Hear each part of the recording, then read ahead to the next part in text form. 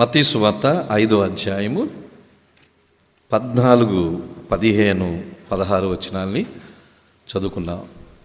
మత్తయి సువార్త 5వ అధ్యాయము 14 నుంచి 16 వచనాల్ని చదువుకున్నాం. నేనే చదువుతున్నాను. మీరు లోకమునకు వెలుగై ఉన్నారు. కొండ మీద నుండి పట్టణము మరుగై ఉండనేరదు. మనుష్యులు దీపము వెలిగించి కొంచెము క్రింద పెట్టరు, కానీ అది ఇంట నుండి వారందరికీ వెలుగిచ్చుటకై దీపస్తంభము మీదనే పెట్టుదురు. మనుషులు మీ సత్క్రియలను చూచి పరలోకమందున్న మీ తండ్రిని మహిమపరుచునట్లు వారి ఎదుట మీ వెలుగు ప్రకాశింప నీయుడి. మనము యేసు ప్రభు చేసిన కొండ మీద ప్రసంగాన్ని ధ్యానం చేస్తున్నాం. యేసు ప్రభు 3 సుదీర్ఘమైన ప్రసంగాలు చేశారు. చాలా ప్రసంగాలు చేశారు. అయితే ఆయన సుదీర్ఘంగా చేసిన ప్రసంగాలు 3 లాంగ్ మెసేజెస్, లెంగ్దీ మెసేజెస్. మొదటి ప్రసంగము కొండ మీద ప్రసంగం అంటాం. రెండవ ప్రసంగము మేడగది ప్రసంగం అంటాం. మూడవ ప్రసంగము ఒలీవ కొండ ప్రసంగం. So sermon on the mount, upper room and sermon on the Olivet or Olivet discourse అని అంటాం. ఈ 3 యేసు ప్రభు చేసిన సుదీర్ఘమైన ప్రసంగాలు. ఈ 3 ప్రసంగాలు సుదీర్ఘమైన ప్రసంగాలు అంటే 3 చేశారని కాదు. యేసు ప్రభు పరలోక రాజ్యము గురించి బోధిస్తున్నారు. He was talking about the kingdom of God. పరలోక రాజ్యం నియమాలు ఏంటి? ఈ భారతదేశంలో మనం ఉంటున్నాం, ఇక్కడ నియమాలు ఉంటాయి, చట్టాలు ఉంటాయి. అమెరికా దేశం వెళ్తున్నాం, అక్కడ నియమాలు ఉంటాయి, చట్టాలు ఉంటాయి. ఏదో సౌత్ కొరియాకు వెళ్ళాం, ఒకవేళ మనకి వీసా వస్తే నార్త్ కొరియాకు వెళ్తాం, కిమ్, అక్కడ చట్టాలు వేరే. చైనాలో చట్టాలు వేరే. ఏ దేశానికి ఆ దేశము చట్టాలు ఉంటాయి. ఆ దేశానికి మనం వెళ్తున్నప్పుడు ఆ చట్టాలను మనం గౌరవించాలి, ఆ చట్టాలను మనం పాటించాలి. లేకపోతే తిరిగి వెనక్కి పంపిస్తారు, లేక శిక్షలు విధిస్తారు. అలాగే పరలోకానికి వెళ్ళేవారు కొన్ని నియమాలు పాటించాలి, కొన్ని చట్టాలకి లోబడి ఉండాలి. ఎందుకంటే యేసు ప్రభుని నమ్ముకున్న ప్రతి వారు కూడా పరలోకపు పౌరులు. మనం పరలోక పౌరులమి అని బైబిల్ చెప్తుంది. మనము యేసుక్రీస్తు ప్రభువుకి రాయబారులమి అని ప్రభువు చెప్పాడు. We are the ambassadors for Jesus Christ. అంతేకాదు పేతురు పత్రికలో చూస్తాం, హెబ్రీ పత్రికలో చూస్తాం 11వ అధ్యాయములో కానీ మనము పరదేశులమి, యాత్రికులమని చూపుతాం. అందుకని క్రైస్తవులంగా మనము భూమి మీద జీవిస్తున్నాం. కానీ క్రైస్తవులకి ఈ భూమి తాత్కాలికం. ఆ మాటకు వస్తే ప్రతి మనిషికి భూమి తాత్కాలికమే. మరి ముఖ్యంగా క్రైస్తవులకి ఈ భూమి టెంపరరీ రెసిడెన్స్, టిఆర్ అని అంటాం. మరి పిఆర్ పర్మనెంట్ రెసిడెన్స్, పరలోకం. చాలామంది యుఎస్ఏ వెళ్ళినప్పుడు కానీ, కొన్ని సింగపూరు, కొన్ని సౌత్ ఈస్ట్ నేషన్స్కి వెళ్ళినప్పుడు కానీ పిఆర్ ఇస్తారు, పర్మనెంట్ రెసిడెన్స్ ఇస్తారు. ఇక వాళ్ళకి పిఆర్ అనేది పర్మనెంట్ రెసిడెన్స్ ఇస్తే ఆ దేశ పౌరులుగా సిటిజన్షిప్ వచ్చేస్తుంది. ఆ దేశంలో పర్మనెంట్గా ఉండొచ్చు, ఒక రకంగా గ్రీన్ కార్డ్తో సమానం. అయితే క్రైస్తవులు మనము టెంపరరీ రెసిడెన్స్, భూమి తాత్కాలికం. పరలోకము పిఆర్, పర్మనెంట్ రెసిడెన్స్. అయితే ఒకటి, మనం పరలోకానికి సంబంధించిన వారిని భూమి మీద తాత్కాలికంగానే ఉంటున్నాం. రుజువేంటి? రుజువు ఏమిటంటే మనము పరలోక పౌరులంగా భూమి మీద ఎలా జీవించాలో దేవుడు తెలియజేస్తున్నాడు. పరలోక పౌరులంగా భూమి మీద ఎలా జీవించాలో దేవుడు తెలియజేస్తున్నాడు. కొన్నిసార్లు వైట్ పీపుల్ ఇండియాకు వస్తూ ఉండేవాళ్ళు. నాకు తెలిసిన వాళ్ళు అమెరికన్స్ కొంతమంది ఉన్నారు, కెనేడియన్స్ కొంతమంది ఉన్నారు. వాళ్ళు కరోనా తర్వాత ఇంతవరకు రాలేదు, బహుశా వస్తే నెక్స్ట్ ఇయర్ వస్తారేమో. ఒకసారి నేను తీసుకొచ్చాను కూడా, దేవుని చిత్తమై నెక్స్ట్ ఇయర్ వస్తే ఇక్కడ కూడా వస్తారు వాళ్ళు. వాళ్ళు ఇక్కడికి వచ్చినప్పుడల్లా 20 దినాలు 25 రోజులు ఉంటారు. నాతో పాటు ఇంకో 2 సేవకులు ఉన్నారు, వారి స్థలాలకు కూడా వెళ్తారు. వాళ్ళు ఉండే ఆ 20 రోజులు ఇండియన్ వీసాతో వస్తారు. ఆ 20 రోజులు చాలా స్ట్రిక్ట్ రూల్స్ వాళ్ళకు ఉంటాయి. మీకు తెలుసా, అమెరికన్స్, వైట్ పీపుల్ ఇండియాకి వస్తే పాలు రిలేటెడ్ ప్రొడక్ట్స్ ఏమీ తినరు, అంటే పెరుగు తినరు, ఐస్ క్రీమ్ తినరు, పాలు తాగరు, బ్లాక్ కాఫీ తీసుకుంటారు. ఎందుకంటే అమెరికా నుంచి ఇండియా వచ్చినప్పుడు వాళ్ళకి క్లియర్ కట్ ఇన్స్ట్రక్షన్స్ ఇస్తారంట అక్కడ డాక్టర్స్. మీరు ఇండియాలోకి వెళ్ళినప్పుడు మిల్క్ ప్రోడక్ట్స్ ఏమీ తీసుకోవద్దు, పాలు తాగొద్దు, పాలుకు సంబంధించిన పెరుగు కానీ మజ్జిగ కానీ ఇక ఏదైనా సరే మిల్క్ ప్రోడక్ట్స్ అంటే ఐస్ క్రీమ్ ఇంకేమొస్తుంది అన్నీ కూడా ఏది తీసుకోవద్దు. అందుకని ఇండియాలో ఉన్నంతకాలం సారీ అంటారు, మనం ఐస్ క్రీమ్ ఇచ్చినా సారీ అంటారు, మంచి పాలు ఇచ్చినా సారీ అంటారు. వీఆర్ ఇన్స్ట్రక్టెడ్ మేము ఇండియాలో ఇవి తీసుకోకూడదు. ఎందుకంటే వీటిలో వాళ్ళ శరీరాన్ని పాడు చేసే కొన్ని సూక్ష్మక్రిములు, మైక్రో ఆర్గానిజమ్స్ ఉన్నాయంట. కొబ్బరి బండాలు తాగుతారు, ఇలా కొన్ని నియమాలు ఉంటాయి వాళ్ళకి. వాళ్ళు ఎక్కడికి వెళ్ళినా నియరెస్ట్ పోలీస్ స్టేషన్లో వాళ్ళు ఇన్ఫర్మేషన్ ఇస్తారు, మేము అమెరికన్స్మి ఇండియాలో పలానా స్థలానికి వచ్చాం. ఎందుకంటే వాళ్ళ మీద ఏదో దాడి చేస్తే మీరు లోకల్ పోలీస్ స్టేషన్కి ఎందుకు మీరు రిపోర్ట్ చేయలేదని అంటారు. వాళ్ళు ఎక్కువగా టూరిస్ట్ వీసా మీద వస్తారు. వాళ్ళు అమెరికా వెళ్ళే వరకు ఇండియాలో ఉన్నట్టున్నారు. వాళ్ళని కూడా ఇండియాలో మేము అటు ఇటు తిప్పుతున్నప్పుడు పెద్ద వెహికల్ బుక్ చేస్తాం, ఆ వెహికల్కి కర్టన్స్ ఉంటాయి. ఎందుకంటే వీళ్ళు వెహికల్స్ మీద వెళ్తున్నప్పుడు ఆ బయట వాళ్ళు ఎవరు తెల్లోళ్ళు అని చెప్పి గొడవలు చేయొచ్చు. ఒక అమెరికన్ కిడ్నాప్ చేస్తే అమెరికా దేశమే గగ్గోలు పడుతుంది. వాళ్ళు ఇక్కడి నుంచి అమెరికా వెళ్ళే వరకు వాళ్ళ బాధ్యత ఎవరిది? మంది. అంతేకాదు వాళ్ళు కూడా జాగ్రత్తగా చూసుకోవాలి. అమెరికా వాళ్ళు అంటే అంత విలువైన వాళ్ళు ప్రపంచంలో. అందుకని ఇక్కడ ఉన్నంత కాలము వాళ్ళు డ్రైవింగ్ చేయరు. అందరూ అమెరికాలో అందరికీ కార్లు ఉంటాయి కదా తెలియదు, కానీ ఇండియాలో ఉన్నంతకాలం ఏ కారు డ్రైవింగ్ చేయరు. ఎందుకంటే మన డ్రైవింగ్ రైట్ హ్యాండ్ డ్రైవింగ్, మన డ్రైవింగ్ కుడి చేతి డ్రైవింగ్. అమెరికాలో డ్రైవింగ్ ఎడం చేతి డ్రైవింగ్. ఇక్కడ మన చేత మీరు డ్రైవ్ చేయాలంటారు, మీరు కూర్చోండి, నో మేము ఇండియాలో డ్రైవ్ చేయము. ఎందుకంటే ఇక్కడ డ్రైవింగ్ కుడి చేతి డ్రైవింగ్ కాబట్టి రోడ్డుని ఇటువైపు మనం డ్రైవ్ చేస్తాం, ఎడమ వైపు డ్రైవ్ చేస్తాం. అమెరికాలో డ్రైవింగ్ ఎటు ఉంటుంది?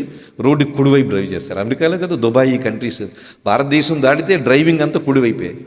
అందుకని ఆ దేశాల్లో మనం డ్రైవింగ్ చేస్తే ప్రమాదాలు జరుగుతాయి. ఈ దేశంకి వచ్చి వాళ్ళు డ్రైవింగ్ చేస్తే ప్రమాదం. ఎందుకు ఈ విషయాలు చెప్తున్నాడంటే ఏ దేశానికి ఆ దేశానికి రూల్స్, చట్టాలు ఉన్నాయి. ఇక్కడికి వచ్చినప్పుడు ఇక్కడున్న చట్టాలని వాళ్ళు పాటిస్తారు, వాళ్ళు చాలా జాగ్రత్తగా ఉంటారు. వాళ్ళు అమెరికా తిరిగి వెళ్ళిపోయి మేము క్షేమంగా చేరామని చెప్పే వరకు మందులన్నీ వాళ్ళే తెచ్చుకుంటారు. మీకు ఏమైనా డయేరియా వస్తే ఈ మందులు, మీకేమైనా జ్వరం వస్తే ఈ మందులు, ఆ పెద్ద కిట్ ఉంటుంది వాళ్ళ దగ్గర, పెద్ద కిట్ ఉంటుంది. ఏంట్రా బాబు ఇంత భయస్తులు అని అనుకుంటాం, కానీ తగిన జాగ్రత్తలు వాళ్ళు తీసుకుంటారు. మనం పరలోక పౌరులమే, భూమి మీద కొంతకాలం ఉంటున్నాం, మనం తీసుకోవాల్సిన జాగ్రత్తలు ఉన్నాయి. ఏంటి ఈ జాగ్రత్తలు? పరలోక పౌరులుగా భూమి మీద మనం తీసుకోవలసిన జాగ్రత్తలు ఇవే. కొండ మీద ప్రసంగాన్ని మనం చూస్తున్నాం. మత్తయి సువార్త 5వ అధ్యాయం నుంచి 5వ అధ్యాయంలో 13 వచనాలు ఇప్పటికే ధ్యానం చేస్తాం.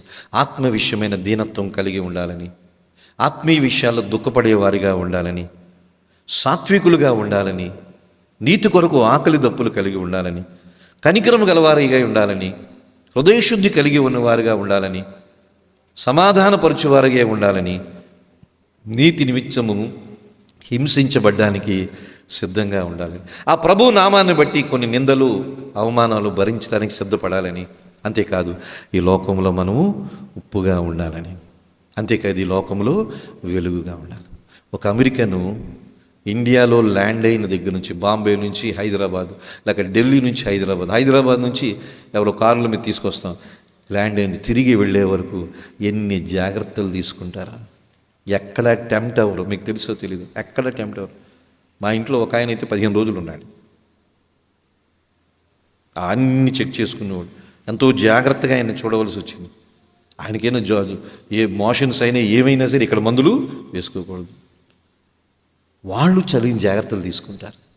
మనము పరలోక వాసులు, క్రిస్టియన్ అంటేనే పరలోకం వెళ్ళే మార్గంలో ఉన్నాం. అయితే మనం ఎంత జాగ్రత్తగా ఉండాలి? వెలుగు గురించి పోయిన వారం మనం చూసాం. మీరు లోకమునకు వెలుగు అన్నాడు యేసుప్రభు. మనమే లోకానికి వెలుగు.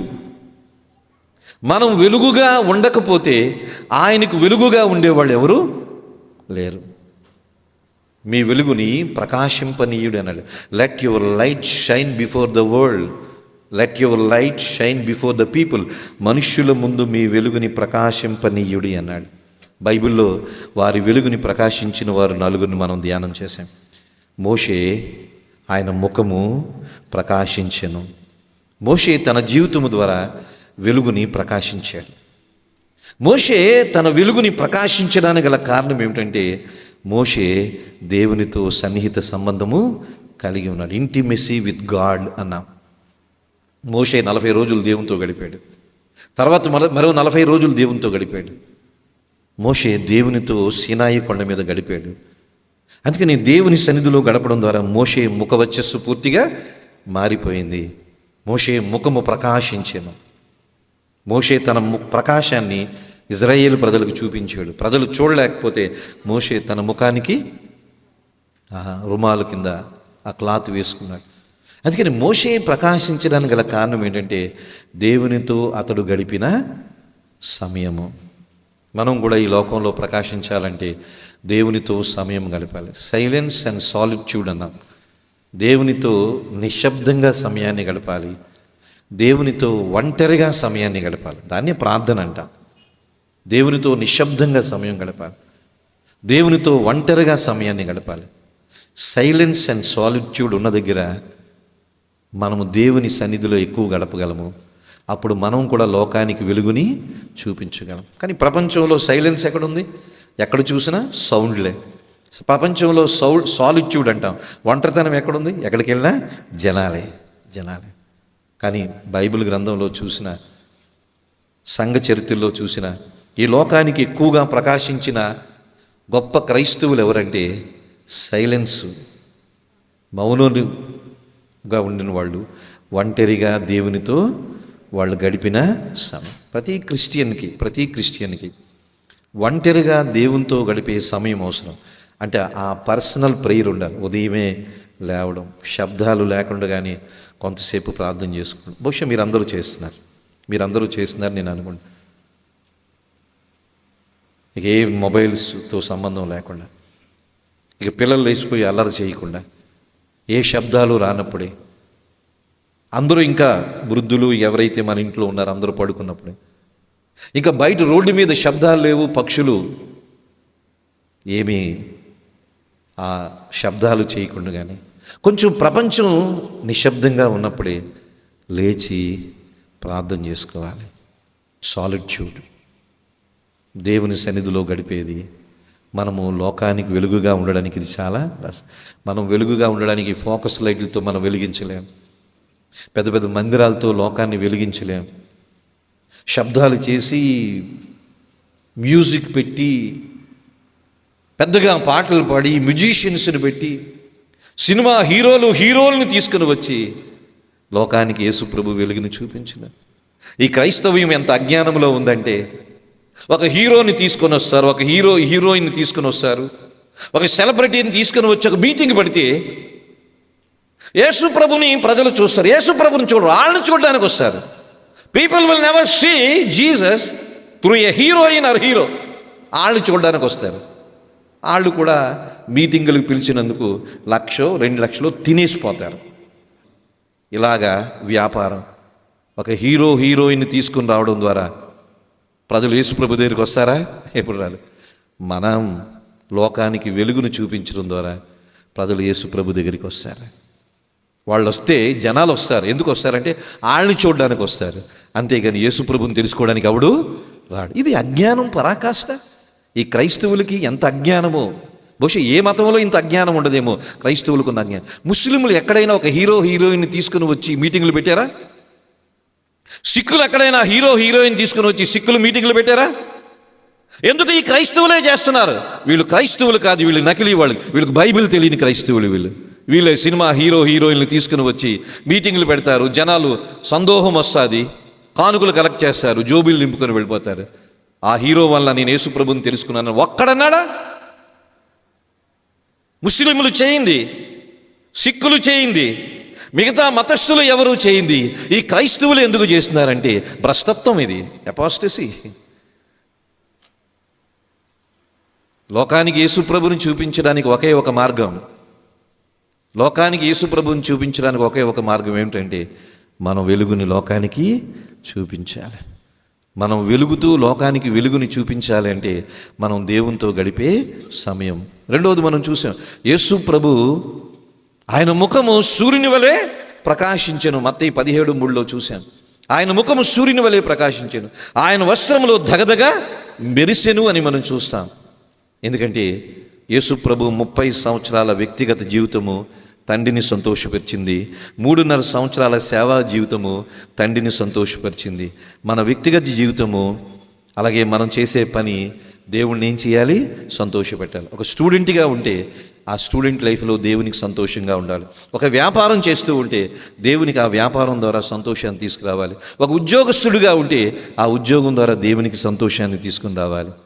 మనం ఏ పని చేసినా దేవుణ్ణి ఆనందించగలిగితే, ఇదిగో నా ప్రియకుమారుడు ఈయనందు నేను ఆనందిస్తున్నానని తండ్రి 2 సార్లు యేసు ప్రభును గురించి సాక్ష్యము ఇచ్చాడు. 30 సంవత్సరాల నిశ్శబ్ద జీవితము యేసు ప్రభు. ఏ వర్తమానం చెప్పలేదు, ఏ అద్భుతం చేయలేదు. కానీ తండ్రి ఇంట్లో, తన సొంత తండ్రి ఇంట్లో ఏం చేశాడు? భూ సంబంధమైన పనులు చేశాడు. తన వ్యక్తిగత జీవితం ద్వారా యేసు ప్రభు తండ్రిని సంతోషపరిచాడు. తన సేవా జీవితం ద్వారా యేసు ప్రభు తండ్రిని సంతోషపరిచాడు. అందుకే తండ్రి అంటాడు, ఈయన నా ప్రియకుమారుడు, ఈయనందు నేను ఆనంది. యేసు ముఖము ప్రకాశించింది. మీరు చిన్న వ్యాపారం చేసుకున్న దాంట్లో నీతిగా ఉండండి. మీరు పాలు అమ్ముతున్నారనుకోండి, నీళ్లు కలపకుండా పాలు అమ్మండి. ఒకవేళ నీళ్లు కలిపితే ఇది నీళ్లు కలిపిన పాలు, దీనికి వేరే రేటు పెట్టండి, తప్పేం లేదు. ఎందుకంటే చిక్కడి పాలు తాగడం కూడా ఆరోగ్యానికి మంచిది కాదు. ఇదిగో దీంట్లో కొంత వాటర్ కలిపాం, చిక్కడి పాలు అయితే 70 రూపాయలు, నీళ్లు కలిపాం కాబట్టి 50 రూపాయలు, చెప్పేసేయండి, దాంట్లో డౌట్ ఏముంది? ఆ విధంగా మన వెలుగుని ప్రకాశింపగలం. మనం ఏదో టిఫిన్ చేస్తున్నాం, ఏదో చిన్న బిజినెస్ చేసుకుంటున్నాం, అక్కడ నీతిగా ఉండాలి. మన ఉద్యోగంలో నీతిగా ఉండాలి. ఆ విధంగా మన వెలుగుని ఏం చేయాలి? లోకములో ప్రకాశింపాలి. మనం చేస్తే ఏ పనిలోనైనా మనము దేవుణ్ణి ఎప్పుడు సంతోషపెట్టగలమంటే దాంట్లో నమ్మకస్తులుగా ఉన్నప్పుడు. అందుకని యేసు ప్రభు ముఖము సూర్యుని వలె ప్రకాశించెను. కారణం తండ్రి అయిన దేవుణ్ణి సంతోషపెట్టాడు. మనము దేవుణ్ణి సంతోషపెట్టే స్థితిలో ఉంటే మనము ప్రకాశిస్తాము. నెంబర్ 2. నెంబర్ 3, అతడు మండుచూ ప్రకాశిస్తూ ఉండెను అని బాప్తిస్మిచ్చిన యోహాను గురించి యోహాను సువార్త 5:35 చూశాం. అతడు మండుచూ ప్రకాశిస్తున్నవాడు. యోహాను కూడా ప్రకాశించాడు, మండుతూ ప్రకాశిస్తున్నాడు.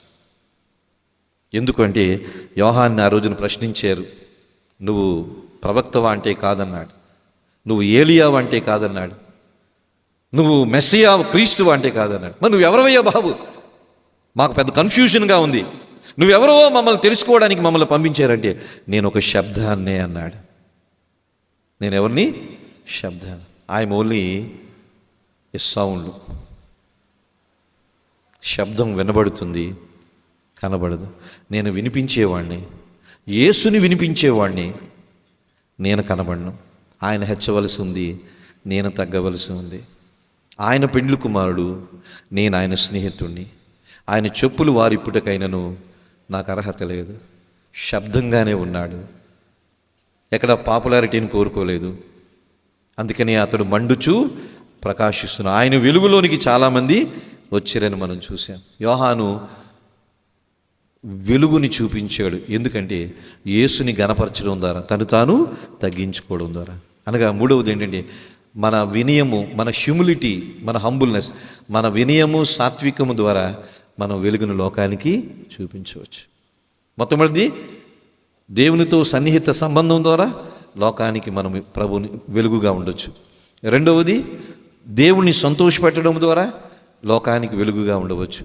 మూడవది దేవుణ్ణి ఘనపరచడం ద్వారా, మనకు మనం తగ్గించుకోవడం ద్వారా దేవునికి వెలుగుగా ఉండవచ్చు. నాలుగవది కూడా చెప్పినట్టున్నాను, నాలుగవది చెప్పానో లేదు. నాలుగవది స్టెఫను గురించి.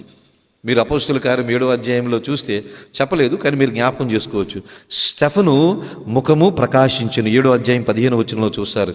అపోస్తుల కార్యంలో స్టెఫను ముఖం ఏమైందంట? ప్రకాశించిందంట. అతడు కృపతోనూ బలముతోనూ నిండుకొనిన వాడై అని మనం చూస్తాం అక్కడ. స్టెఫను దేవుని కృపతో నింపబడినవాడు, దేవుని జ్ఞానముతో నింపబడినవాడు. చాలా జాతికి మాటలు వినండి. మన వెలుగుని మనం ఎప్పుడు ప్రకాశిస్తాము అంటే, స్టెఫను దేవుని కృపతో నింపబడ్డాడు, దేవుని బలముతో నింపబడ్డాడు. స్టెఫను జ్ఞానవంతుడు. స్టెఫను దేవుని జ్ఞానాన్ని అగుపరిచే విషయాన్ని చూసి అక్కడ స్టెఫను మాట్లాడుతుంటే ఎవరు అతని మాటలకి జవాబు ఇవ్వలేకపోయాడు. అంత జ్ఞానం కలిగినవాడు. మనం లోకానికి వెలుగుగా ఎప్పుడు ఉండగలమంటే ఆయన కృపతో నింపబడాలి, ఆయన కృప మీద ఆధారపడాలి. రెండవది ఆయన జ్ఞానముతో నింపబడాలి. We must be filled with the knowledge of God. అందుకని ఎక్కువ వాక్యం వాక్యం వాక్యం అని అంటాం. మనం పాటలు కంఠస్థం వచ్చు, కానీ వాక్యం ఎంతవరకు కంఠస్థం వచ్చు? చాలామందికి పాటలు చూడకుండా పాడతారు. వండర్ఫుల్, ఇది చాలా మంచిది. మనం కూడా పాటలు చూడకుండా పాడే స్థాయికి రావాలి. కనీసం కొన్ని చరణాలైనా నేర్చుకోవాలి. అయితే ఒకటి, వాక్యాన్ని కూడా కంఠస్థం చేయాలి. We need to by heart the word of God.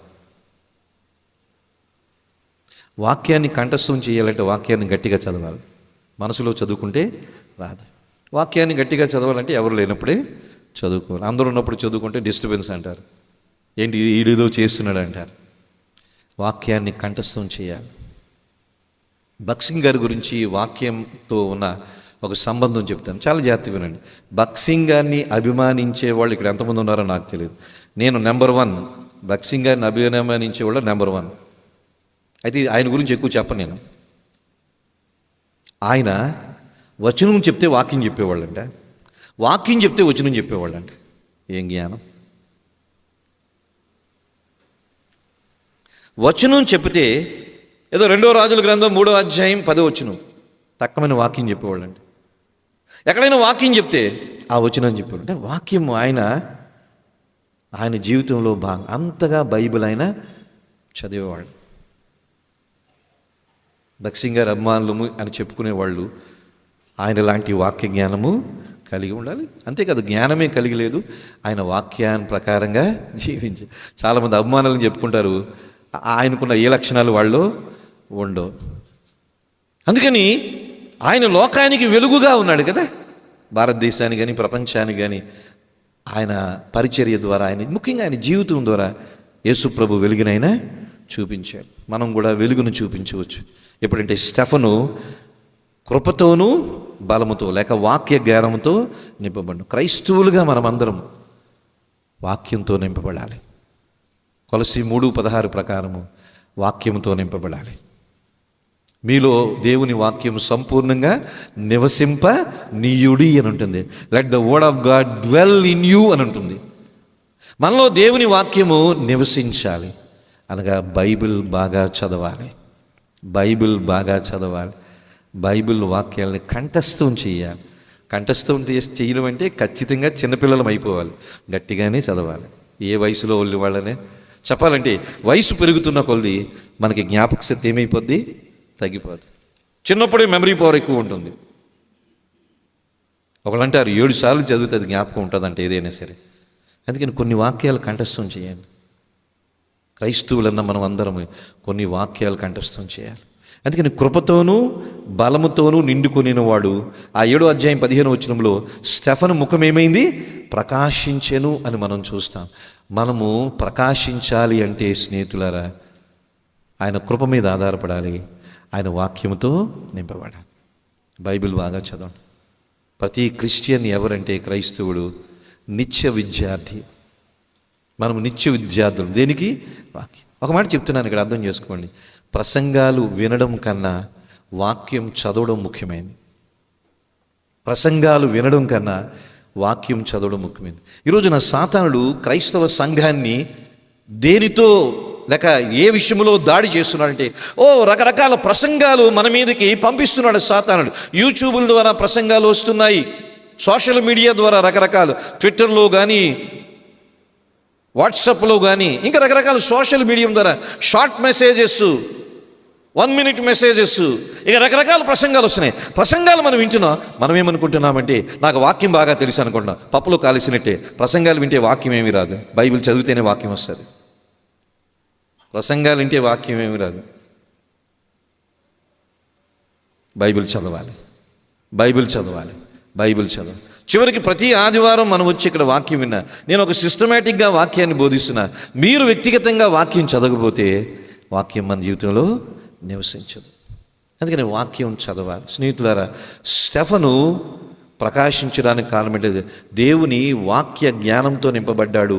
ఆ ఇథియోపియా నపుంసకుడు రథం మీద వెళ్తున్నప్పుడు అతడు యెషయా గ్రంథం చదువుతున్నప్పుడు ఆ రథం దగ్గరికి ఈయన కూడా వెళ్ళిపోయాడు. ఏం చదువుతున్నారంటే ఇది చదువుతున్నారంటున్నారు. వెంటనే ఆ గ్రంథము ఆ వాక్యం యొక్క అర్థాన్ని స్టెఫను ఆ నపుంసకుడికి ఏం చెప్పాడు? చెప్పగలుగుతున్నాడు. మనము చెప్పగలిగే స్థితిలో ఉండాలి. ఎవరైనా పలానా వచనాన్ని చూసి వాక్యాన్ని చదివి దీని అర్థం అడిగితే చెప్పగలిగే స్థితిలో ప్రతి క్రైస్తవుడు రావాలి. That is maturity. ఒకేసారి రాకపోవచ్చు, కానీ కాలక్రమేణా మనము నేర్చుకోవాలి. అందుకని లోకానికి మనము వెలుగుని చూపించాలి అంటే ఆ రోజున మోషే తన వెలుగుని చూపించాడు. ఏంటో మనం చూసాము. యేసు ప్రభు తన వెలుగుని చూపించాడు. అలాగే బాప్తిస్మిచ్చి యోహాను మండుచూ ప్రకాశిస్తున్నట్టుగా వెలుగును చూపించాడు. అంతేకాదు స్టెఫను కూడా వెలుగును చూపించాడు. తర్వాత హతసాక్షి అయిపోయాడు. ఈ 4 మాటలు మనం ధ్యానం చేశాం. మీరు లోకమునకు వెలుగు అన్నాడు. అందుకని మన వెలుగుని ప్రకాశింప చేయడానికి 4 ఎగ్జాంపుల్స్ చెప్పాను. మొదటి ఎగ్జాంపుల్ ఏంటి చెప్పండి? మోషే. రెండో ఎగ్జాంపుల్ ఏంటి? యేసు ప్రభు. మూడో ఎగ్జాంపుల్ ఎవరు? బాప్తిస్మిచ్చి యోహాను. 4వ ఎగ్జాంపుల్ ఎవరు? స్టెఫన్. సరే, మంచిది. మన వెలుగుని ఇప్పుడు ఏం చేయాలంటే మన వెలుగుని మనం ప్రకాశించాలి. సరే, వాళ్ళ గురించి ఉదాహరణలు మనం తెలుసుకున్నాం. ఇప్పుడు మనం వెలుగుని ప్రకాశింప చేయాలంటే ఏం చేయాలి? ఒక 4 విషయాలు చెప్తాను ఈరోజు. ఎందుకంటే ఈ వెలుగు గురించి 3 ప్రసంగాలు చేస్తా అన్నాను. మొదటి ప్రసంగం పోయిన వారం అయింది. ఈరోజు ఒక ప్రసంగము. వచ్చే వారం వెలుగుకున్న అవరోధాలు చెప్తాను. మన వెలుగు ప్రకాశింపకుండా వచ్చే అడ్డంకులు ఏంటో వచ్చే వారం చెప్తాను. ఇప్పుడు ఈ వారము ఒక సింపుల్గా 4 విషయాలు. మనము వెలుగుతూ ఉండాలి అంటే మన వెలుగు ఎప్పుడూ డిమ్ కాకుండా ఉండాలి. డిమ్ము లైటింగ్ కొన్నిసార్లు ఏమైపోద్ది? డిమ్ అయిపోద్ది. కొంతమంది వెలుగుతూ ఉంటారు కానీ మిణుకు అంటూ ఉంటారు. కొంతమంది లైట్ బాగా వెలుగుతూ ఉంటారు. కొంతమంది ఇల్యూమినేషన్ అంటాం, లూమినెస్ అని అంటాం. ఆ వెలుగు ప్రకాశం ఏమైపోద్ది? అప్పుడు అనుకుంటాం ఓ ఫిలమెంట్ ఏదో ఇరిగిపోతుందేమో అని అనుకుంటున్నాం. ఇప్పుడు ఎల్ఈడీలు వచ్చినాయి కాబట్టి దీని ఫిలమెంట్లు ఏముండవు. కొంతమంది వెలుగుతారు కానీ డిమ్గా వెలుగుతారు. కొంతమంది వెలుగుతారు కానీ బ్రైట్గా వెలుగుతారు. మనం డిమ్గా వెలగాల, బ్రైట్గా వెలగాల? బ్రైట్గానే డిమ్గానే? బ్రైట్గా వెలగాలి. అంటే ఏం చేయాలి? నెంబర్ 1 చూడండి. లూకా సువార్త 22వ అధ్యాయం 54, 55 వచనాలు. లూకా సువార్త 22వ అధ్యాయం 54, 55 వచనాలు.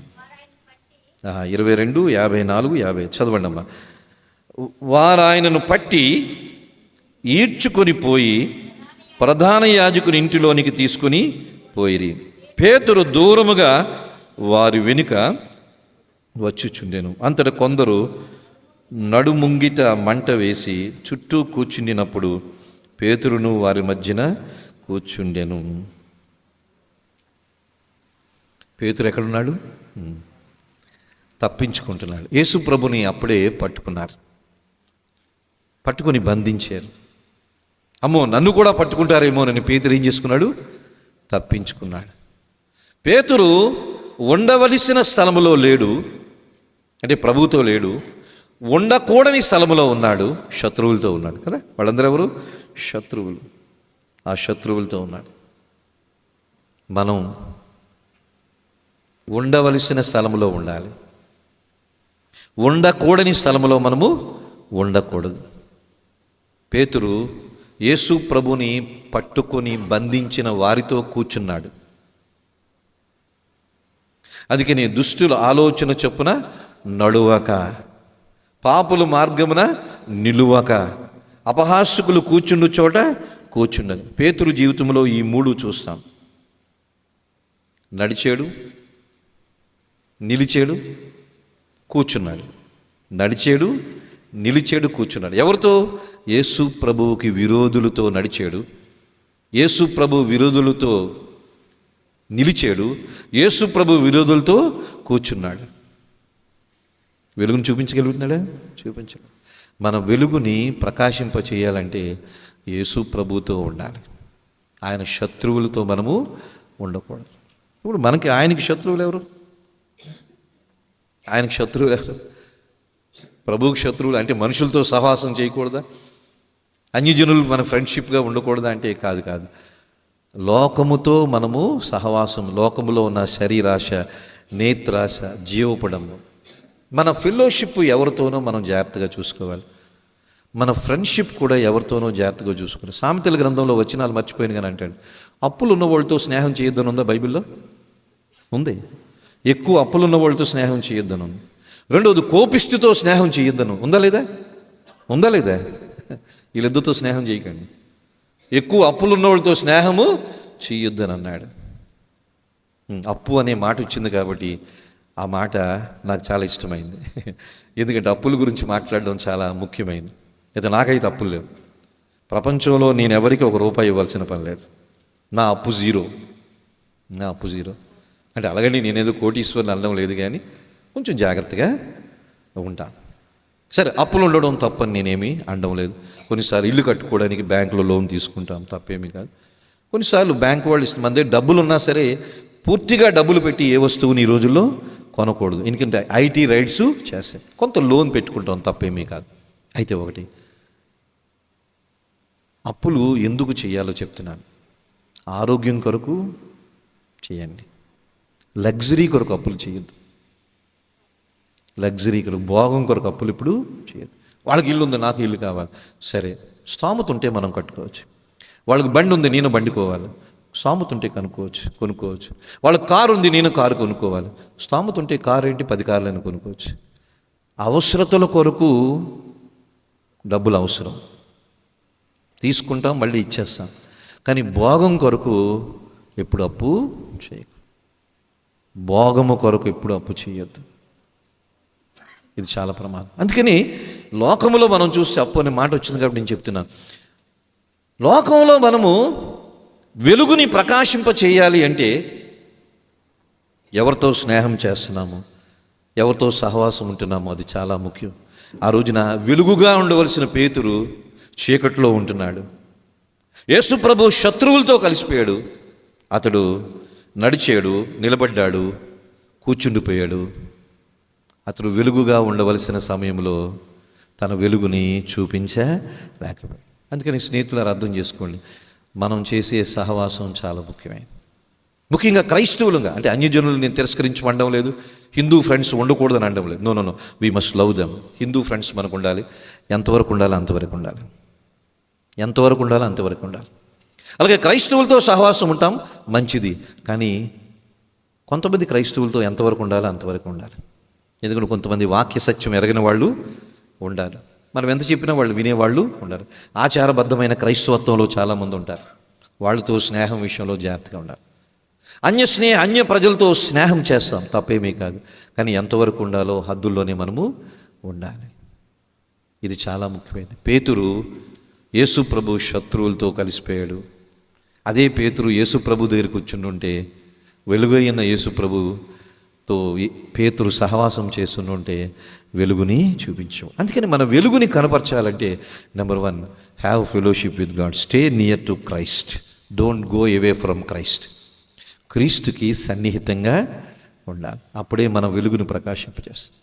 క్రైస్తవ్యంలో చాలా వరకు ఉన్నది ఏమిటో చెప్పమంటారా? మనకి మనుషులతో సహవాసం ఎక్కువ, వద్దండం లేదు. కానీ దేవునితో సహవాసము తక్కువ. 1 యోహాను 1:3 ఉంటుంది, మన సహవాసం అయితే తండ్రి అయిన దేవునితోనూ కుమారుడైన యేసు ప్రభు. క్రిస్టియన్సే వాళ్ళు, క్రైస్తవులే వాళ్ళు. కానీ దేవునితో మనం గడిపే సమయం, తోటి క్రైస్తవులతో మనం గడిపే సమయంలో కూడా కొంత వ్యత్యాసం ఉండాలి. దేవుణ్ణి వదిలేసి ఇంకా బిలీవర్స్, బ్రదరు సిస్టర్ 24 గంటలు brother sister. Then what about God? దేవుడేడి? వాక్యం ఏది? Brother sister. మరి వాక్యం ఏది? ప్రార్థన ఏది? బ్రదరు సిస్టర్లు ముఖ్యమే, కానీ వీరికన్నా ముఖ్యమైన వాళ్ళు ఎవరు? దేవుడు ముఖ్యం. బ్రదరు సిస్టర్లు ముఖ్యమే, కానీ దేవుడు అందరికన్నా ముఖ్యమైన వాడు. మనము యేసు ప్రభువుకి సన్నిహితంగా ఉంటే మన వెలుగుని ప్రకాశిస్తాం. మనకి సంఘంలో బ్రదర్లు సిస్టర్లు ఉంటారు. చాలా వరకు ఈ రోజున మనం మొబైల్సే కదా ఎక్కువగా మనకు టైం అంతటే ఎక్కువ తీసుకుంటే. నాకైతే గ్రూప్స్ నా వాట్సాప్లో ఏ గ్రూపు ఉండదు. చాలామంది గ్రూపుల్లో పెట్టినా నేను ముందు ఎగ్జిట్ అవుతాను. నేను ఎవరి గ్రూపులో ఉండను. ఏదో మా నలుగురికి ఫ్యామిలీలో చిన్న గ్రూప్ ఉంటుంది, ఆ గ్రూపు మా ఫ్యామిలీ గ్రూపే ఉంటుంది. ఏ గ్రూప్లో నేను ఉండను. ఎందుకో చెప్పంటారా? ఇది మన టైం అంతా ఏం చేస్తుంది? తినేస్తుంది. వాళ్ళు ఏదో పెడతారు, మనం దాన్ని చూస్తాము, మనం ఏం చేస్తాం? ఫార్వర్డ్. ఇంక ఇదే బిజినెస్. అటువంటి గ్రూపులో 10 ఉన్నాయనుకోండి, ఏం జరుగుతుంది? మన టైం అంతా. ఇదంతా క్రైస్తవుల గ్రూపే, ఇదంతా వాక్యాల గ్రూపే. కానీ బైబిల్ తెరిచి చదివింది ఎంతకాలమైంది? కుదురుగా కూర్చొని. బ్రదర్స్ సిస్టర్స్తో సహవాసం ముఖ్యమే, కానీ యేసు ప్రభుతో సహవాసం అన్నిటికన్నా ముఖ్యమైంది. అందుకని మనం వెలుగుని ఎప్పుడు ప్రకాశింపగలమంటే స్టే నియర్ టు క్రైస్ట్. క్రీస్తుకు సన్నిహితంగా ఉండాలి. క్రీస్తు ఎక్కడున్నాడు ఇప్పుడు? యేసు ప్రభుకి సన్నిహితంగా ఉండాలంటున్నాడు. యేసు ప్రభు మనకేమైనా కనిపిస్తాడా? దేవుని వాక్యానికి సన్నిహితంగా ఉంటే క్రీస్తుకు సన్నిహితంగా ఉన్నట్టు. If you come closer to the word of God, you are coming closer to Jesus Christ. ఎందుకంటే ఆయన వాక్యమైందా? మనం వాక్యానికి దగ్గరకు వస్తే యేసు ప్రభు దగ్గరకు వచ్చినట్టుగానే. కొన్నిసార్లు అంటే ఈ మాట చెప్పొచ్చో చెప్పకూడదో తెలియదు, కానీ కొంతమంది సేవకులు, విశ్వాసులు ఇంటి చుట్టూ తిప్పుకుంటారు, ఇంకా చర్చిలోనే తిప్పుకుంటూ ఉంటారు. సేవ చేయాలి అంటే సేవ చేయవలసింది దేవుడికా నీకా? కొంతమంది ఏమిటంటే ఈ సెంటిమెంటల్ భక్తి అంటాం కదా, క్రైస్తవత్వంలో చర్చిలో ఉండాలి, చర్చిని తుడవాలి, మంచిది, చర్చిని తుడవాలి, చర్చిని శుభ్రం చేయాలి, సేవకుని బట్టలు ఉతకాలి, సేవకుని కారు కడగాలి, సేవకుడికి అన్నీ చేయాలి, బకెట్ మొయ్యాలి. ఇక సేవకుడు ఒప్పుకుంటే ఏదైనా ఒళ్ళు కూడా రుద్దేస్తారు. అటువంటి క్రైస్తవులు ఉన్నారు, చేయించుకునే వాళ్ళు కూడా ఉన్నారు. చేయించుకునే వాళ్ళు ఉన్నారు చాలామంది. ఇది ఏలియా చేతుల మీద ఎలీషా నీళ్ళు పోసాడని పాత నిబంధన గ్రంథానికి వెళ్ళిపోతారు. కానీ యేసుప్రభు ఎవరి చేత చేయించుకోలేదు. యేసుప్రభుయే శిష్యుల పాదాలు కడిగాడు. ఈ వాక్యం మనోళ్ళకి తెలియదు. ఈ వాక్యం తెలియదు. కొంతమంది సేవకుల చుట్టూ తిరిగితే ఏమొస్తుంది? ఏమీ రాదు, మీ డబ్బులు గుల్ల అయిపోతుందండి. కొంతమంది చర్చిల చుట్టూ తిరుగుతారు, చర్చికి రావద్దండం లేదు. ఇక్కడ తాళాలు ఎప్పుడు ఇక్కడే ఉంటాయి. You come here and spend time with God. మందిరం తీసే ఉంటుంది, ఏసీలు వేసుకోవచ్చు, చాలాసార్లు చెప్పాను. ఇక్కడ మీరు వస్తుంది, ఏసీలు వేసుకోవచ్చు, ప్రార్థన చేసుకోండి, బైబిల్ చదువుకోండి. కానీ వచ్చి ముచ్చట్లు చెప్పుకోవడం వల్ల ఏం ఉపయోగం లేదు. ఈ మందిరంలో కూర్చోవడం ద్వారా ఎవరికి ఏమీ రాదు. అయినా ఒక మాట చెప్తాను, మనం ఉన్నప్పుడే మందిరంలో దేవుడు ఉంటాడు, మనం లేకపోతే ఈ మందిరంలో దేవుడు కూడా ఉండడు. మనం ఉంటేనే దేవుడు ఉంటాడు. ఇప్పుడు మనం అందరం ఆదివారం అయిపోయింది, 1 గంటకి మందిరం విడిచిపెట్టేసి వెళ్ళిపోయాం. ఇక్కడ దేవుడు ఉంటాడా? మనం లేకుండా దేవుడు ఎందుకు ఉంటాడు? ఆయన మనలో ఉండేవాడు. దేవునితో సంబంధం, దేవునితో సంబంధం ఇది చాలా వరకు కొదువైపోయింది స్నేహితులారా. మనుషులతో సంబంధాలు ఉంటాయి. క్రిస్టియన్ మినిస్ట్రీలో కానీ ముఖ్యంగా సేవలో ఎలా ఉంటుందంటే, సేవకులు ఫెలోషిప్లు ఉంటాయి, వాళ్ళు వీళ్ళు కలవడం ఎంతో ఇదిగా ఉంటుంది. కానీ దేవునితో సంబంధం చాలా ముఖ్యమైనది. కలవద్దు అనడం లేదు, అసోసియేషన్ తప్పనడం లేదు, కానీ దేవునితో సంబంధం చాలా ముఖ్యమైనది. మనం వెలుగుతూ ఉండాలి అంటే number 1 stay close to Christ. Number 2 మనం వెలిగేవారుగా ఉండాలంటే క్రీస్తుకు సన్నిహితులుగా ఉండాలి. క్రీస్తుకు సన్నిహితులుగా ఉండాలంటే ఏం చేయాలి? వాక్యానికి దగ్గరగా. ఏ పాస్టర్ గారి దగ్గర సంవత్సరం అంత ఉన్న దమ్ముడి ఉపయోగం లేదు. చెప్తున్నాను, ప్రపంచంలో ఏ సేవకుడి దగ్గర సంవత్సరం ఉన్న దమ్ముడి ఉపయోగం లేదు మీకు. కానీ అదే వాక్యం దగ్గరకు వస్తే మీకు చాలా ప్రయోజనం ఉంది.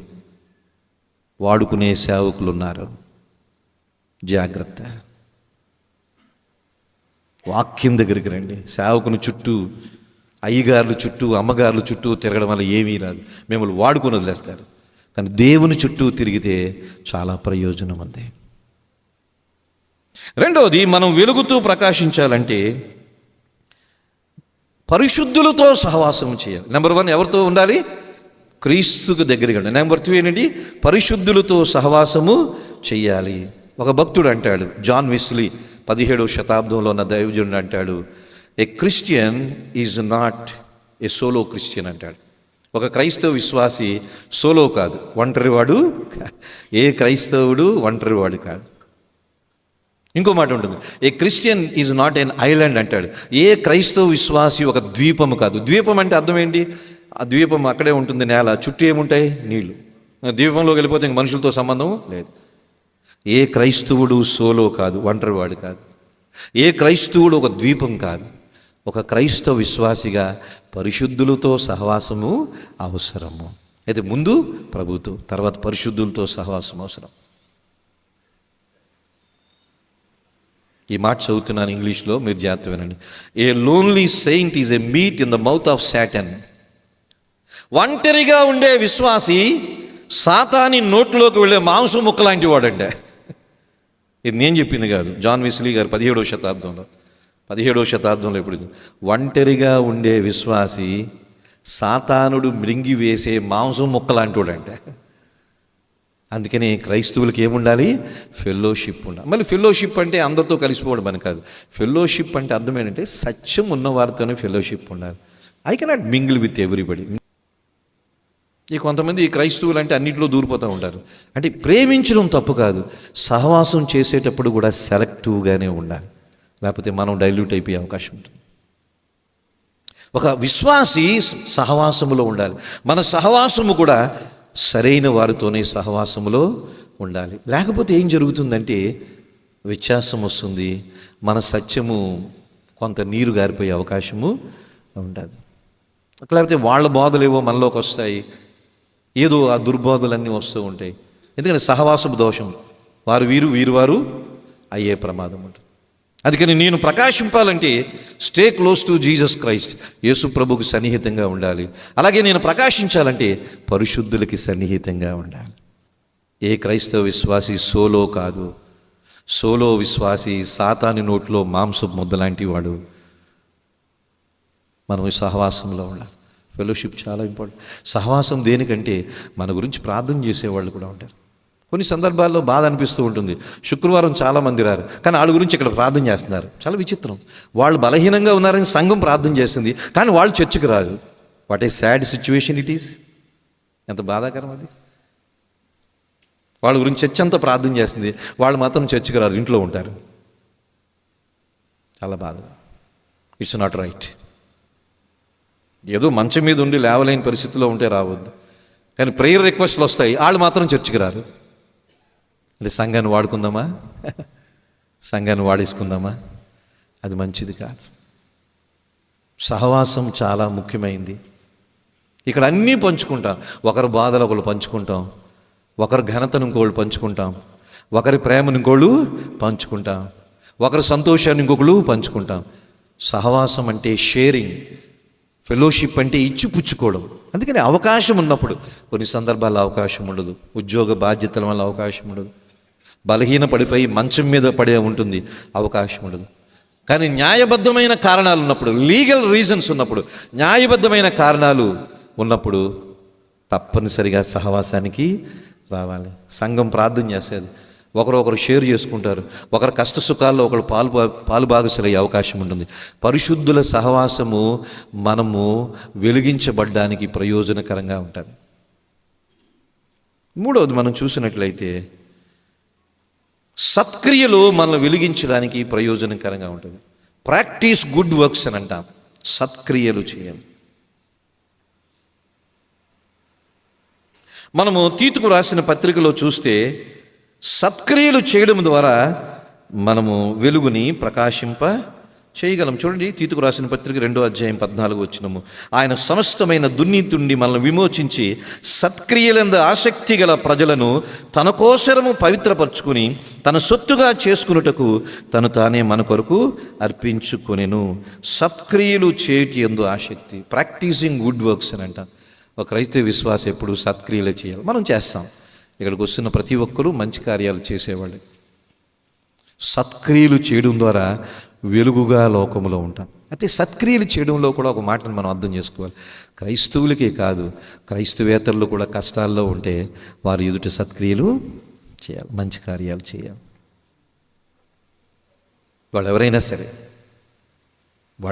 సరే ఏదైనా కష్టంలో ఉంటే, మీ ఇంట్లో పనిచేసేవాళ్ళైనా సరే, మీ దగ్గర పనిచేసేవాళ్ళైనా, మీతో పాటు సహోద్యోగుల్లో ఉంటున్నా, మీతో పాటు మీ వ్యాపారంలో ఉంటున్న వాళ్ళు, మనకు అవకాశం వస్తే వాళ్ళు ఇబ్బందులో ఉన్నారని తెలిస్తే సత్క్రియలందు ఆసక్తి కలిగి ఉండాలి. సత్క్రియలు చేయడం ద్వారా మనం ఏం చేస్తామంటే మనం వెలుగుని ప్రకాశింపజేస్తాం. అదే కదా యేసు ప్రభు అంటున్నాడు కదా. ఇగో మత్తయి సువార్త 5వ అధ్యాయంలో మనం చూస్తే మన వెలుగుని మనం ఎలాగ చూపించగలమంటే, మనుష్యులు మీ సత్క్రియను చూచి, 16వ వచనంలో 5వ అధ్యాయం, people must see your good works, people must experience your good works. ప్రజలు మన సత్క్రియలు చూడండి. మన ద్వారా ఎవరికి ఏ నష్టం రాకూడదు. మీరు తుడుస్తున్న చెత్త ఎక్కడ వేస్తున్నారు? బేసిక్ నుంచి మొదలు పెడుతున్నాం. మీరు తుడుస్తున్న చెత్త ఎక్కడ వేయాలి? ఇతరులకు ఆటంకంగా మనం ఇప్పుడు వేయకూడదు. మన బండి ఎక్కడ పార్క్ చేస్తున్నాం? మన ఇంటి ముందేనే పక్క ఇంటి ముందే. మా దగ్గర ఒక ఆయన ఉంటాడు, ఆయన బండి మా ఇంటి ముందు కడుగుతాడు. ఎందుకంటే కడిగిన నీళ్ళంతా ఎక్కడ రావాలి, మరి మళ్ళీ కడగడు, అలా వెళ్ళిపోతాడు. దాంట్లో ఆయన ఆనందిస్తాడు. Okay, let him be happy. ఇక ఏం గొడవ పెట్టుకుంటాం. మనం ఏది చేసినా ఎవరికి ఆటంకంగా ఉండకూడదు. మనం సత్క్రియలు చేసేవారిగా ఉండాలి. అందుకని మనుష్యులు మీ సత్క్రియలను చూచి ఏది చేసినా నీతిగా, న్యాయంగా, మంచి కార్యాలే చేయాలి. మనం లోకానికి వెలుగుగా ఎలా ఉండగలమంటే బై ప్రాక్టీసింగ్ గుడ్ వర్క్స్. సత్క్రియలు మనము ప్రాక్టీస్ చేయాలి. మీ స్తోమతలో, ఒక స్టూడెంట్ అయితే మీ స్తోమతలో మీ ఫ్రెండ్స్ చాలామంది ఉంటారు, వాళ్ళకి కొన్ని మంచి చేయండి. అలాగే చిన్న చిన్న వ్యాపారం చేసుకునే వాళ్ళైతే మీ దగ్గర ఉంటున్న వాళ్ళకి ఏదో సత్క్రియలు చేయండి. ఉద్యోగస్తులైతే మీ స్తోమతలో ఒక సత్క్రియలు. మన స్తోమతకు తగినట్టుగా ఏదో ఒక మంచి కార్యం ఇతరులకి చేయడం ద్వారా మనం ఏం చేస్తాం, లోకానికి వెలుగుని చూపిస్తున్నాం. మన ద్వారా ప్రపంచంలో ఎవరికి నష్టం రాకూడదు. మన ద్వారా ప్రపంచంలో ఎవరికి, ఇక్కడే కాదు ప్రపంచంలోనే ఎవరికి నష్టం రాకూడదు. ఏదో ఒక చిన్న ఉపకారం. మదర్ తెరీసా గురించి చాలాసార్లు చెప్పాను కదా. ఆమె సత్క్రియలు చేయడం ద్వారా, ఉపకారం చేయడం ద్వారా, మిషనరీస్ ఆఫ్ చారిటీస్ అనే సంస్థని స్థాపించడం ద్వారా ఎంతోమందికి లోకములో, భారతదేశంలో ఆమె ఏమైంది, వెలుగుగా ఉంది. ఒక పాట రాయలేదు, ఒక పాట పాడలేదు, ఒక మీటింగ్లో సాక్ష్యం చెప్పలేదు, ఒక సంఘం స్థాపించలేదు, ఒక పుస్తకం రాయలేదు. కానీ మదర్ తెరీసా తెలియని వాళ్ళు ప్రపంచంలో ఇది రోజు వరకు ఎవరు లేరు. ఏం చేసిందంటే మంచి కార్యాలు చేసింది. She did good works to the poorest of the poor.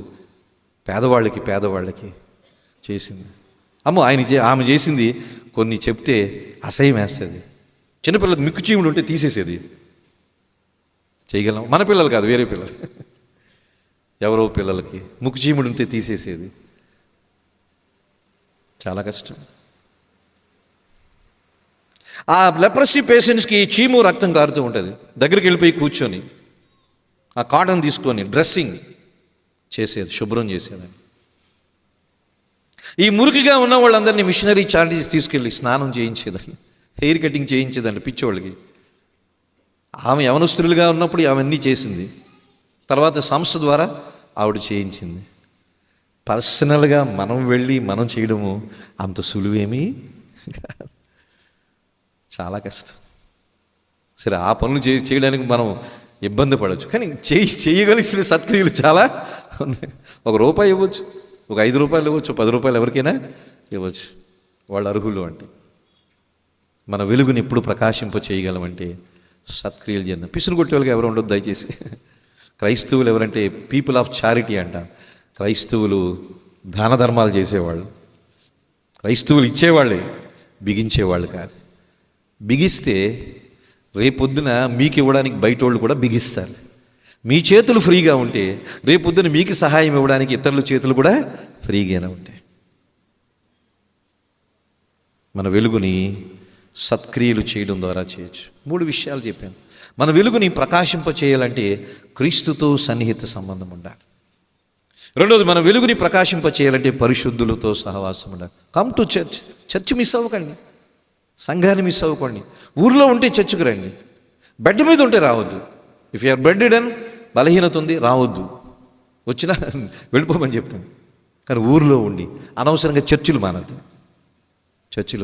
Come to fellowship చాలా ముఖ్యమైనది, మీకు అనుభవం ఉంటే. 3వది, సత్క్రియలు చేయడం ద్వారా మన వెలుగుని ప్రకాశింపవచ్చు. ఒక 5-10 నిమిషాల్లో స్టెఫను గురించి చెప్పి నేను ముగిస్తాను. స్టెఫను క్రీస్తు దగ్గర సమయాన్ని గడిపినవాడు, స్టెఫను పరిశుద్ధులతో సహవాసం చేసినవాడు, స్టెఫను సత్క్రియలు చేసినవాడు. అందుకని స్టెఫను గురించి అపోస్తలుల కార్యము 7వ అధ్యాయంలో మనం చూస్తాం కదా. సభలో 15వ వచనంలో, సభలో కూర్చున్న వారందరూ అతని వైపు తేరి చూడగా అతని ముఖము దేవదూత ముఖం వలె వారికి కనబడెను. స్టెఫను పరిచారకుడు, అపోస్తలుడు కాదు. హి వాజ్ ఎ డీకన్. పేతురు, యాకోబు, యోహాను, పౌలు వీళ్ళందరూ కూడా అపోస్తలులు, పెద్ద పాస్టర్లు అనమాట. స్టెఫెన్ ఎవరంటే పరిచారకుడు. కానీ ఈ పరిచారకుడు ముఖం కూడా ప్రకాశించిందంట. ఎందుకు ప్రకాశించింది? స్టెఫెన్లో మొట్టమొదటి ఒక 3 లేక 4, 11:40 కల్లా నేను ముగిస్తాను. ఒక 4 విషయాలు చెప్తాను. స్టెఫెన్కున్న మొదటి లక్షణం ఏంటో చూడండి. 8వ అధ్యాయం. స్టెఫెన్ కాదు, క్షమించండి, ఫిలిప్ గురించి చెప్తున్నాను. స్టెఫెన్ కాదు, ఫిలిప్ గురించి చెప్తున్నాను. ఫిలిప్కున్న మొదటి లక్షణం, ఎందుకంటే ఇథియోపియా నపుంసకుడి దగ్గరికి వెళ్ళింది ఫిలిపే, స్టెఫెన్ కాదు. సో ఫిలిప్ గురించి ఒక 4 విషయాలు చెప్తున్నాను చూడండి. 8వ అధ్యాయము 26వ వచనం. ఫిలిప్ కూడా పరిచారకుడే. 8వ అధ్యాయం 26వ వచనం. ప్రభువు దూత, నీవు లేచి దక్షిణముగా వెళ్ళి యెరూషలేము నుండి గాజాకు పోవు, అరణ్య మార్గమున కలిసి కొమ్మని ఫిలిప్తో చెప్పగా అతడు లేచి వెళ్ళాను. నెంబర్ 1, ఫిలిప్ గురించి ఏమని రాయబడి ఉందంటే, అతడు దేవుని స్వరాన్ని వినే అలవాటు కలిగినవాడు. ఎందుకంటే 26వ వచనంలో మనం చూస్తాం, ప్రభువు దూత ఫిలిపుతో అంటున్నాడు కదా, నీవు లేచి. అంటే ఫిలిప్కున్న మొదటి లక్షణం ఏమిటంటే, అతడు దేవుని స్వరాన్ని వినే సామర్థ్యం, అలవాటు ఉన్నవాడు. ఆ రోజున ఇథియోపియా నపుంసకుడికి ఫిలిప్ ఒక వెలుగుగానే ఉన్నాడు. ఆ వ్యక్తికి క్రీస్తుని చూపించు. దేవుని యొక్క స్వరం వినే అలవాటు మనకున్నా. సో ఈ రోజున దేవదూతలు ఏమి మన దగ్గరికి రాకపోవచ్చు. దేవుని వాక్యం, ఆ స్వరం వినే అలవాటు మనకున్నా. దేవదూత ఫిలిప్ దగ్గరికి వచ్చాడు. ఫిలిప్ దేవదూత చెప్పిన దానికి ఏమవుతున్నాడు? లోబడుతున్నాడు. అందుకని ఫిలిప్లో ఉన్న మొదటి లక్షణం దేవుని స్వరాన్ని వినేది. ఫిలిప్లో ఉన్న 2వ లక్షణం చూడండి. అక్కడే మనం చూస్తే దేవదూత అంటున్నాడు కదా 26వ వచనములో, దూత, నీవు లేచి దక్షిణముగా వెళ్ళి యెరూషలేము నుండి గాజాకు పోవు అరణ్య మార్గమున కలిసి కొమ్మని ఫిలిపుతో చెప్పగా, దూత అంటున్నాడు, నువ్వు లే అన్నాడు. ఇదిగో నువ్వు లేచి యెరూషలేము నుండి గాజాకు పోవు అరణ్యంలో ఒక మార్గం ఉంది, అక్కడ ఒక ఇథియోపియా నపుంసకుడు రథం మీద వెళ్ళిపోతున్నాడు. నువ్వు లేచి ఏం చేయాలి? అతన్ని కలవాలి. 2వది, ఫిలిప్కున్న మొదటి లక్షణం దేవుని స్వరాన్ని వినే లక్షణం. ఫిలిప్కున్న 2వ లక్షణము, చెప్పిన వెంటనే అందుబాటులోకి వస్తున్నాడు. దేవదూత చెప్పాడు, ఫిలిప్ ఏమంటున్నాడంటే, ఇప్పుడు ఖాళీ లేదండి, రేపు చేస్తానన్నాడా? ఇదిగో యెరూషలేము నుండి గాజాకి వెళ్ళిపోతున్నాడు ఆ ఇథియోపియా నపుంసకుడు, నువ్వు వెళ్ళి వెంటనే అతన్ని కలువు అని దేవదూత చెప్పాడు. ఆ మాట చెప్తే ఫిలిప్ ఏమన్నాడు? సరే కలుస్తాను, కానీ ఇప్పుడు కొన్ని పనులు ఉన్నాయి, తర్వాత చూద్దామన్నాడా? కాదు, దూత చెప్పాడు, వెంటనే కలుస్తున్నాడు. దాని అర్థం ఏంటంటే, ఫిలిప్ దేవునికి అందుబాటులో ఉన్నవాడు. ఫిలిప్ దేవునికి ఏమన్నాడు? అందుబాటు. He was available to God. దేవునికి అందుబాటులో ఉన్నవాడు. మొట్టమొదటి ఫిలిప్ దేవుని స్వరాన్ని వింటున్నాడు. 2వది, ఫిలిప్ దేవునికి అందుబాటులో వెళ్ళమంటే వెళ్తున్నాడు. ఫిలిప్కి ఏం పని లేదు, ఇంకా కుటుంబం లేదా, వ్యాపారం లేదా, ఫిలిప్ కూతుర్లు కూడా ఉన్నారు కదా, అందరూ ఉన్నారు. కానీ దూత చెప్తుంటే వెంటనే ఫిలిప్ ఏం చేస్తున్నాడు? వెళ్తున్నాడు. He was available to God. దేవునికి అందుబాటులో ఉన్నవాడు ఫిలిప్. స్వరమును చూసినవాడు, దేవునికి అందుబాటులో ఉన్నవాడు. దీన్ని ఏమేం చేస్తామంటే అన్క్వశ్చనబుల్ ఒబీడియన్స్ అంటాం. వెంటనే విధేయత చూపించినవాడు. ఇక 3వ చూస్తే ఫిలిప్ వెళ్ళాడు. చూడండి 28వ వచనములో, అపోస్తలుల కార్యం 8:28లో, అతడు తిరిగి వెళ్ళుచు తన రథం మీద కూర్చుండి ప్రవక్త అయిన యెషయా గ్రంథమును చదువుచుండెను. అప్పుడు ఆత్మ ఫిలిపుతో, నీవు ఆ రథం దగ్గరికి వెళ్ళి దాన్ని కలుసుకొనమని చెప్పాడు. ఫిలిప్ దగ్గరికి వెళ్ళి పరిగెత్తుకుపోయి అతడు ప్రవక్త అయిన యెషయా గ్రంథం చదువుతుండగా, నీవు చదువుతున్నది గ్రహించున్నావని ఫిలిప్ అడుగుతున్నాడు. ఆ నపుంసకుడు ఏంటో గ్రంథం చదువుతున్నాడు, యెషయా గ్రంథం. దూత అన్నాడు, నువ్వు వెంటనే వెళ్ళు, అతడు చదువుతున్నాడు కానీ అతనికి ఏం అర్థం కావడం లేదన్నాడు. ఫిలిప్ దగ్గరికి వెళ్ళాడు, ఆ నపుంసకుడిని కలుసుకున్నాడు. అంటున్నాడు, బ్రదరు నువ్వు చదువుతున్నా కానీ నువ్వు చదువుతుంది నీకేమైనా అర్థమైందని అడిగాడు ఫిలిప్. నపుంసకుడు అంటాడు, నాకు ఎలాగ అర్థమవుతుంది, ఎవడైనాను నాకు చెప్పకపోతే నాకేమీ అర్థం కాదన్నాడు. అప్పుడు ఫిలిప్ ఏం చేస్తున్నాడంటే, నపుంసకుడు చదువుతున్న వాక్య భాగాన్ని ఫిలిప్ చదివి దాని భావాన్ని చెప్తున్నాడు. దాని అర్థం ఏంటో చెప్పమంటారా? ఫిలిప్పు వాక్యములో ప్రావీణ్యత ఉన్నవాడు. ఫిలిప్పు వాక్యములో ప్రావీణ్యత ఉన్నవాడు. అతడు చదువుతున్న వాక్యాన్నే వివరిస్తున్నాడు. కొన్ని సందర్భాల్లో ఏముంటుందంటే మనకు తెలిసింది చెప్తూ ఉంటాం, కానీ అవతలోడు వింటున్నాడా లేదా అనేది గ్రహింపు ఉండదు. కానీ నపుంసకుడు చదువుతున్నాడు, అతనికి అర్థం అవడం లేదు. ఫిలిప్పు వెళ్ళాడు, నీకు అర్థమవుతుందా అన్నాడు. నాకు ఎవరు చెప్పకపోతే ఏం అర్థమవుతుందన్నాడు. సరే నేను చెప్తానన్నాడు. వెళ్ళి చెప్పాడు. ఆ చెప్పడానికి కలిగిన వాక్య జ్ఞానము ఫిలిప్పు కలిగి ఉన్నాడు. ఫిలిప్పు వాక్య జ్ఞానం కలిగి ఉన్నాడు. ఆ యెషయా గ్రంథం చదువుతున్నాడు, 53వ అధ్యాయం మన ప్రకారము. ఆ వాక్యములో నుంచే యేసు ప్రభుని గురించి ఫిలిప్పు నపుంసకుడికి చెప్పాడు. ఆ రోజు నపుంసకుడు రక్షించబడ్డాడు. అతడు ఇథియోపియా దేశ రాణికి ఒక ఫైనాన్స్ మినిస్ట్రీగా ఉన్నాడు, ఒక మంత్రిగా ఉన్నాడు. వెంటనే ఫిలిప్పు తీసుకుని వెళ్ళాడు, బాప్తీసం ఇచ్చాడు. తర్వాత ఆ నపుంసకుడు వెళ్ళిపోయాడు, ఇథియోపియా వెళ్ళిపోయాడు. మీకు తెలుసా, ఈరోజు ఇథియోపియాలో క్రైస్తవ్యం రావడానికి కారణము ఆ నపుంసకుడే. ఆ నపుంసకుడు క్రైస్తవుడిగా మారడానికి కారణము ఫిలిప్పు. ఆ ఫిలిప్పు ఏం చేశాడంటే దూత స్వరాన్ని విన్నాడు, వెళ్ళమంటే వెంటనే వెళ్ళాడు. అతడు చదువుతున్న వాక్యానికి అర్థము చెప్పాడు. ఇవి చేయడం ద్వారా నపుంసకుడు మారాడు. తర్వాత నపుంసకుడు తన దేశానికి వెళ్ళిపోయాడు, తను క్రైస్తవుడిగా మారాడు, తన కుటుంబం క్రైస్తవుడిగా మారింది. తర్వాత ఈ రోజున ఇథియోపియా దేశంలో క్రైస్తవులు ఉండడానికి కారణము నపుంసకుడైతే నపుంసకుడిని దేవుళ్ళలోకి తీసుకుని వచ్చింది ఎవరు? ఫిలిప్పు. ఆ నపుంసకుడికి ఫిలిప్ ఎవరంటే వెలుగు. ఆ నపుంసకుడు ఫిలిప్ ఎవరు? వెలుగు. వెలుగు ఏం చేస్తుంది? మార్గము చూపిస్తుంది. సో మనం కూడా దేవుని స్వరాన్ని విని ఆ అనుభవంలోనికి రావాలి. ఇది దేవుని స్వరమా, ఇది దెయ్యము స్వరమా? యోహాను 10లో మనం చూస్తాం, అన్యుని స్వరం అని ఉంటుంది. యోహాను 10:27లో ఉంటుంది, నా గురులు నా స్వరం వినును, అవి నన్ను వెంబడించినట్టు. దేవుని స్వరము ఉంది, దెయ్యపు స్వరము ఉంది. ఏది దేవుని స్వరము, ఏది దెయ్యపు స్వరము? ఏది సత్యముతో కూడిన స్వరము, ఏది అసత్యముతో కూడిన స్వరము? గుర్తించే పరిస్థితుల్లో విశ్వాసులు ఉండాలి. మీరు వాక్యం విన్న వెంటనే, ఎవరైనా వాక్యం బోధిస్తూ ఉంటే వాక్యం వినిన వెంటనే ఇతడు తప్పు చెప్తున్నాడని వెంటనే చెప్పగలరా?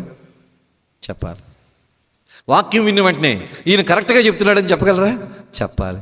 ఆ స్థాయికి రావాలి. ఆ స్థాయికి రావాలి. మళ్ళీ ఎవరికో ఫోన్ చేసి పలానా ఇలా చెప్పాడండి, తప్ప ఒప్పు అని వాళ్ళని అడగడం కాదు, మీరే గుర్తించాలి. తప్పో ఒప్పో గుర్తించే స్థాయికి రావాలి. అందుకని ఫిలిప్పు క్రీస్తు వెలుగుని నపుంసకుడికి చూపించాడు. నపుంసకుడు యేసు ప్రభుని విశ్వసించి ఒక దేశమే మారడానికి కారకుడయ్యాడు. ఎందుకంటే దేవుని స్వరాన్ని వినే అలవాటు ఉంది. అంతేకాదు వెంటనే దేవునికి అందుబాటులోకి వచ్చాడు, వెళ్ళమంటే వెళ్తున్నాడు. అంతేకాదు మూడవది, నపుంసకుడు చదువుతున్న వాక్యాన్ని వివరణ ఇస్తున్నాడు, భావాన్ని చెప్పాడు. ఈ మెచ్యూరిటీలో ఈ విధంగా మనం వస్తాం, వెళ్ళిపోతాం, ఉంటాం. అలాగే ఉండకూడదు స్నేహితులారా. వాక్యాన్ని నేర్చుకోవాలి, వాక్యంలో జ్ఞానం సంపాదించాలి. మీరు ఎన్నో వర్తమానాలు మీకు టీవీల్లో, యూట్యూబ్లో వస్తాయి. 1-2 నిమిషాలు విన్న వెంటనే ఇది తప్పు, ఇది ఒప్పు అని చెప్పగలిగే స్థాయికి. చూడండి, బ్యాంకులో 500 రూపాయలు ఒక 50 ఇచ్చారనుకోండి క్యాషియర్కి, మిషన్లో పెడతాడు, లెక్క పెడతాది. తర్వాత క్యాషియర్ ఇలాగ అంటాడు, ఒక నోట్ తీసి పక్కన పెడతాడు. ఎందుకంటే అది నకిలీది. అంత స్పీడ్లో కూడా ఎలా గుర్తుపట్టాడు? నకిలీ ఏదో అసలేదో అతనికి తెలుసు. మనము తెలుసుకోవాలి, ఏది నకిలీ, ఏది అసలు. ఆ స్థాయిలోకి మనం రావాలి. అందుకని మన వెలుగుని ప్రకాశించాలంటే మొట్టమొదటిది స్టే క్లోజ్ టు క్రైస్ట్, క్రీస్తుకు దగ్గరగా ఉండాలి. రెండవది స్టే క్లోజ్ టు సెయింట్స్, పరిశుద్ధులకు దగ్గరగా ఉండాలి. మూడవది ప్రాక్టీస్ గుడ్ వర్క్స్, సత్క్రియలు చేసు, మంచి కార్యాలు చేయాలి మనం ఉంటున్న స్థాయిలో. అప్పుడు మన వెలుగుని ఏం చేస్తాం? లోకానికి చూపించగలం. దేవుడు అటువంటి కృపని మనకు అనుగ్రహిస్తాడు. కళ్ళు మూసుకుందాం, ప్రార్థన చేసుకుందాం. బల్లో మనం పాల్గొనబోతున్నాం.